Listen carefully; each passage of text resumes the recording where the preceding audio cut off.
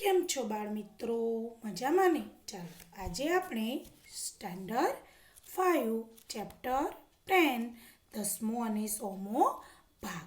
તો બાળ મિત્રો આપણે અગાઉના વિડીયોની અંદર કેટલાક દેશના નાણાંને આપણે ભારતીય રૂપિયામાં ફેરવવાના દાખલા શીખી ગયા ને બાળ મિત્રો?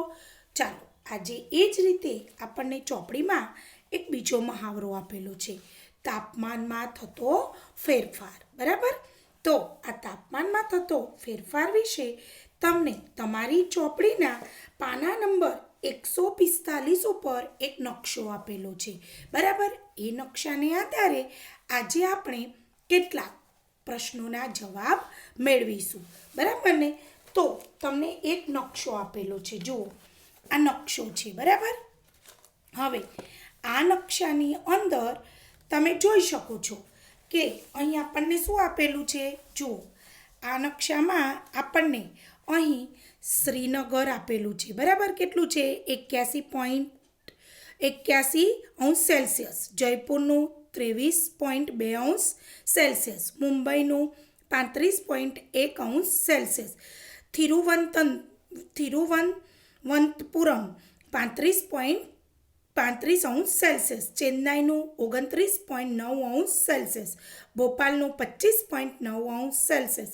કોલકાતાનું 26.6 સેલ્સિયસ અને ગૌહાટીનું 24.8 સેલ્સિયસ. બરાબર? તો આ નકશો આપણને આપેલો છે. તેના આધારે આપણે કેટલાક પ્રશ્નોના જવાબ મેળવીશું. બરાબર?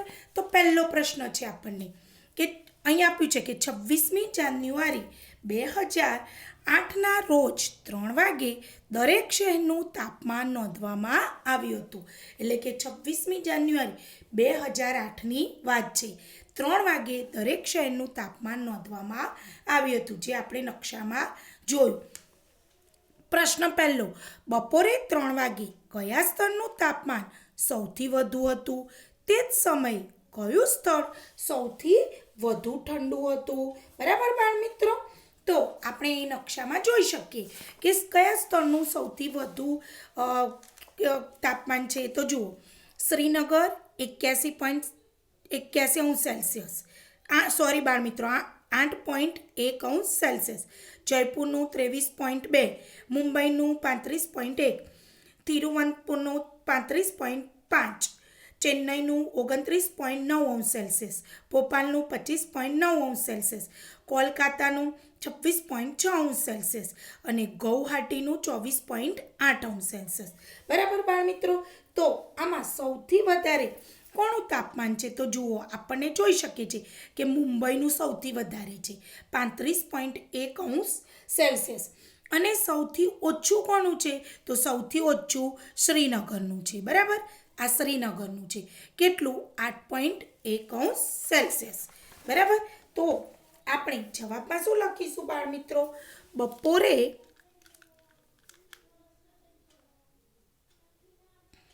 3 વાગે મુંબઈનું તાપમાન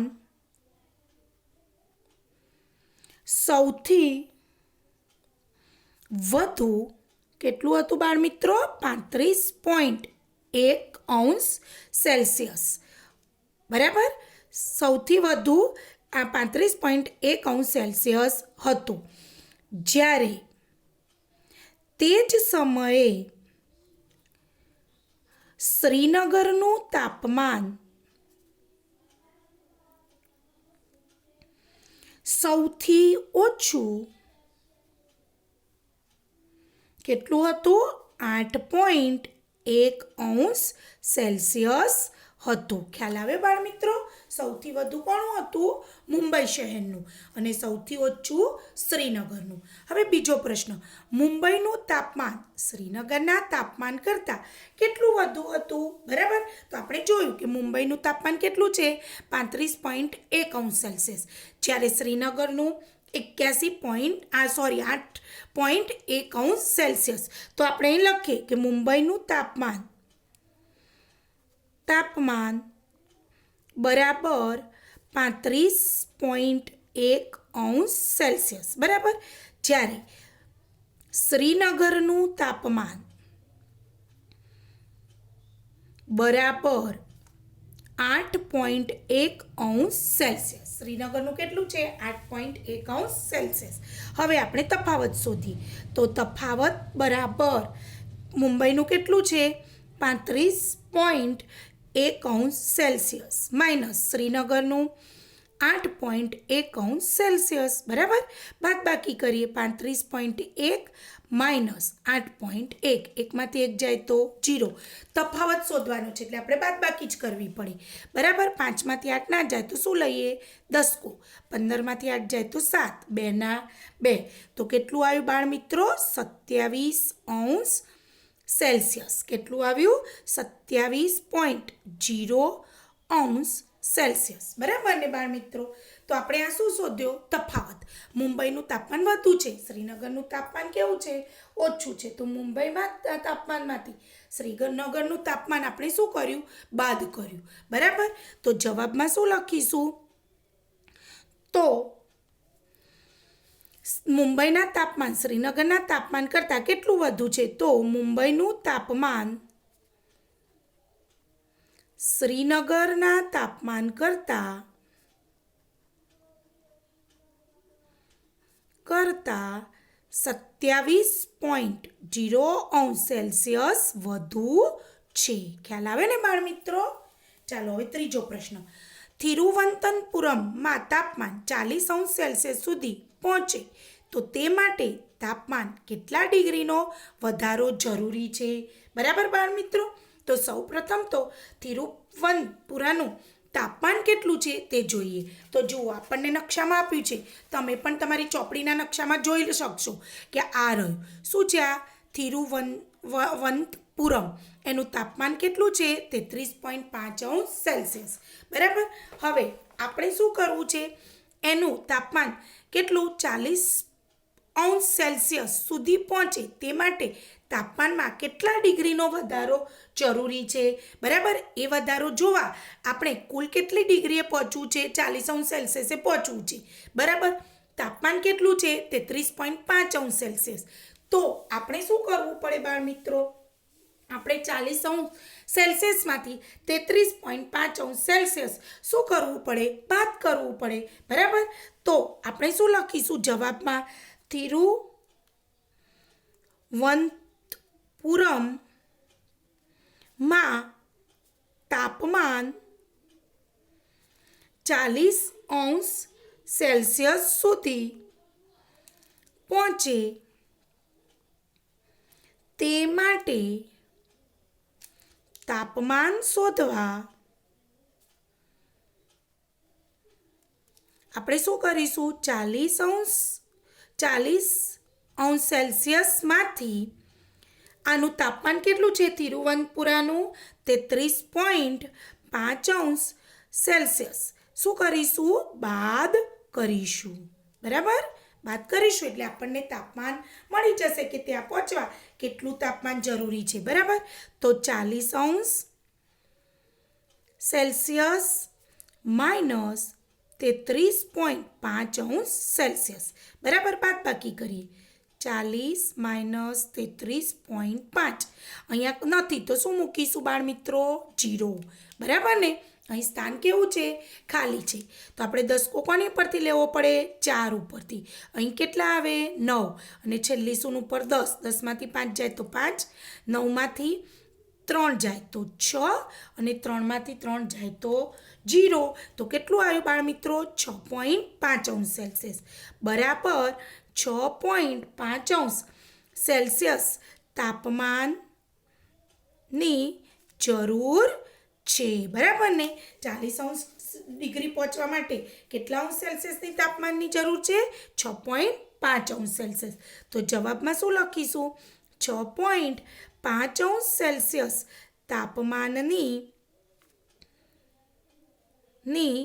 જરૂર છે ખ્યાલ આવે ને બાળ મિત્રો 40 માંથી આપણે 33.5 તાપમાન બાદ કર્યું હવે છેલ્લો ચેન્નાઈ કરતાં કોલકાતાનું તાપમાન કેટલું ઓછું છે બરાબર તો આપણે ચેન્નાઈનું જોવું પડે તો જુઓ અહીં આપણને ચેન્નાઈનું તાપમાન આપેલું છે તો આ ચેન્નાઈનું તાપમાન કેટલું છે 29.9 અંશ સેલ્સિયસ બરાબર જ્યારે કોલકાતાનું તાપમાન કેટલું છે 26.6 અંશ સેલ્સિયસ તો આપણે તફાવત શોધવા શું કરીશું મોટા તાપમાનમાંથી નાનું તાપમાન બાદ કરીશું તો ચેન્નાઈનું વધારે છે અને કોલકાતાનું ઓછું છે બરાબર તો સૌપ્રથમ આપણે શું લખીશું ચેન્નાઈનું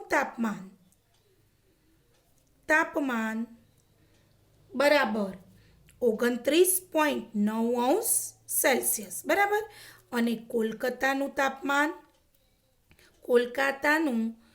તાપમાન બરાબર 26.6 અંશ સેલ્સિયસ બરાબર હવે આપણે શું શોધીએ તફાવત બરાબર 29.9 અંશ સેલ્સિયસ માઇનસ 26.6 અંશ સેલ્સિયસ બરાબર તો બાદ કરીએ 29.9 માઇનસ 26.6 9માંથી 6 જાય તો બાળમિત્રો 3 બરાબર અને 9માંથી 6 જાય તો 3 2માંથી 2 જાય તો 0 એટલે 3.3 અંશ સેલ્સિયસ બરાબર તો કોનું તાપમાન 3.3 અંશ સેલ્સિયસ વધારે છે ચેન્નાઈનું કોનું છે ચેન્નાઈનું તો જવાબમાં શું લખીશું ચેન્નાઈ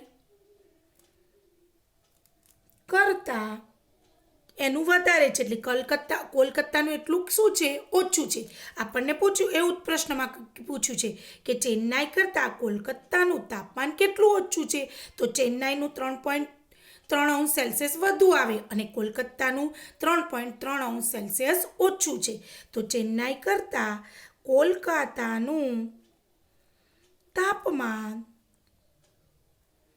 3.3 અંશ સેલ્સિયસ ઓછું છે ખ્યાલ આવે ને બાળમિત્રો ચાલો બાળમિત્રો એ જ રીતે 5 નંબરનો પ્રશ્ન આજ દિવસે સવારે 3 વાગે પણ આ શહેરોના તાપમાન નોંધવામાં આવ્યા હતા કોષ્ટક જુઓ અને પ્રશ્નોના જવાબ આપો તો આપણે જે જોયું બાળમિત્રો આગળના પ્રશ્નો જોયા એ બપોરના 3 વાગ્યાનું હતું અને આ જે કોષ્ટક છે એ સવારના 3 વાગ્યાનું છે બરાબર ચેન્નાઈનું સવારે 3 વાગે કેટલું હતું 21.1 અંશ સેલ્સિયસ મુંબઈનું 19.0 તિરુવનંતપુરાનું 21.6 કોલકાતાનું 13.1 ભોપાલનું 9.8 પછી શ્રીનગરનું 1.3 ગૌહાટીનું 12.8 અને જયપુરનું 10.2 બરાબર હવે આપણને એવો પ્રશ્ન કર્યો છે પહેલો કે સવારે 3 વાગે કયા સ્થળનું તાપમાન સૌથી ઓછું હતું બરાબર તો આપણે સવારના 3 વાગે આપણે આગળ જોયું બાળમિત્રો તો આગળનું શું હતું બપોરનાનું 3 વાગ્યાનું હતું અત્યારે આપણે શાનું જોવાનું છે સવારે 3 વાગ્યાનું તો આ સવારે 3 વાગ્યામાં સૌથી ઓછું કોનું છે જો અહીં 21.1 19 21.6 13.1 9.8 1.3 12.8 10.2 તો કોનું ઓછું છે 1.3 ઓછું એટલે કોનું શ્રીનગરનું બરાબર તો જવાબમાં શું લખીશું સવારે 3 વાગે શ્રીનગરનું તાપમાન સૌથી ઓછું હતું બરાબર ને કોનું ઓછું હતું શ્રીનગરનું કલ્પના કરો કે તમે ત્યાં છો અને તમે કેવું અનુભવો છો તેનું વર્ણન કરો કદાચ તમે શ્રીનગર ફરવા ગયા છો બરાબર એટલે તમે ત્યાં છો તો આટલા નીચા તાપમાનમાં તમે કેવો અનુભવ કરશો તેનું વર્ણન કરો તો ચેન્નાઈમાં સવારનું તાપમાન કેટલું હતું બાળમિત્રો 21.1 અંશ સેલ્સિયસ અને બપોરે કેટલું હતું 29.9 અંશ સેલ્સિયસ હતું ને બાળમિત્રો તો જો તમે ત્યાં 1.3 અંશ સેલ્સિયસ તાપમાનમાં તમે છો બરાબર સોરી બાળમિત્રો શ્રીનગરનું કેટલું છે 1.3 અંશ બરાબર તો તમે સવારે 1.3 અંશ સેલ્સિયસ તાપમાનમાં છો તો કેવો અનુભવ કરો બાળમિત્રો જો હું ત્યાં હોઉં તો આપણે ત્યાં છીએ કદાચ તો જો હું ત્યાં હોવ તો પહેલાં તો આપણને ખૂબ જ ઠંડીનો શું થાય અનુભવ. કેમ? તાપમાન એકદમ ઓછું છે તો ઠંડીનો અનુભવ કેવો થાય વધારે. તો ખૂબ જ ઠંડી અનુભવાય. અનુભવવાને કારણે એટલે આપણને ખૂબ જ ઠંડી લાગે છે કારણે મેં ગરમ કપડાં પહેર્યા હતા. બરાબર, ગરમ કપડાં તો પહેરવા જ પડે. શ્રીનગરમાં તમે ઉનાળામાં જાઓ ને બાળ મિત્રો તો પણ તમારે ગરમ કપડાં લઈ જવા પડે છે. ગરમ કપડાં પહેર્યા હતા. પછી રૂમમાં હીટર શું આપે? ગરમી. હીટર કરી રજાઈમાં લપાઈ ગયો હોત.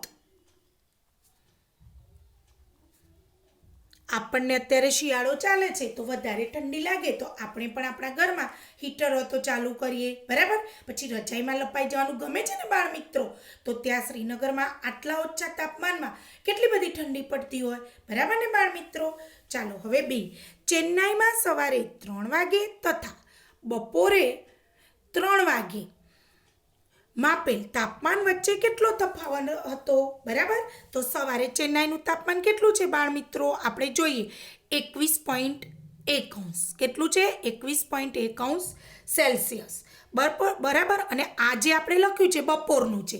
હમણાં આપણે આગળ જોયું નકશામાં તો બપોરનું તાપમાન કેટલું હતું? 29.9 અંશ સેલ્સિયસ.